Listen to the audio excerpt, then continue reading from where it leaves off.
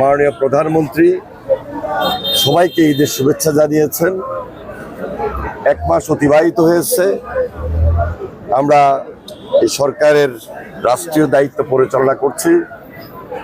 খুবই দৃশ্যমান আমাদের আন্তরিকতা এবং দেশবাসীর সম্পূর্ণ সহযোগিতার মধ্য দিয়ে আমরা সবার পাশে দাঁড়িয়েছি। আমাদের এই দেশের জনগণ, দেশবাসী সবাইকে নিয়ে আমরা যেন সুন্দরভাবে আগামী দিনটা নতুন বাংলাদেশ সুন্দরভাবে গড়ে তুলতে পারি। 94% চিনিযুক্ত অরেঞ্জ ড্রিঙ্কস না, নিন জিরো ক্যাল অরেঞ্জ ড্রিঙ্ক পাউডার। সেই জন্য আমি আজকের এই পবিত্র মাহে রমজান শেষে ঈদের দিনে সবার সহযোগিতা কামনা করছি। বিশেষভাবে সবার আন্তরিকতা সহযোগিতার মধ্য দিয়ে নতুন বাংলাদেশটা গড়তে আমরা সক্ষম হব। আমি আমার প্রিয় লক্ষ্মীপুরবাসী সবার কাছে কৃতজ্ঞতা প্রকাশ করছি এবং সবাইকে আজকের এই ঈদের আনন্দ ভাগাভাগি করে নিয়ে একসঙ্গে উদযাপন করছি। ধন্যবাদ সবাইকে, আন্তরিকভাবে মোবারকবাদ। ঈদ মোবারক।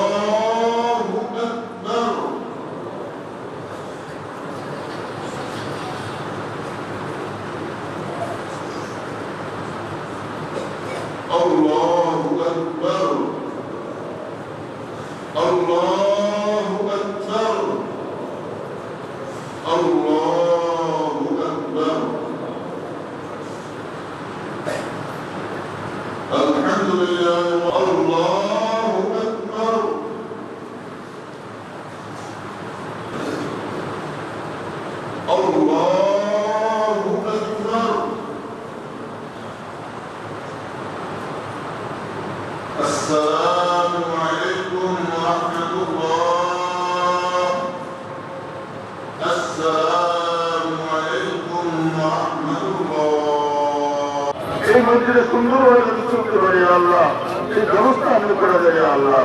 আল্লাহুম্মা ইন্নাকা রাব্বুল রাহমান ওয়া আনতা খায়রুর রাহিমিন। রব্বানা লা তুআখিযনা ইন নাসিনা।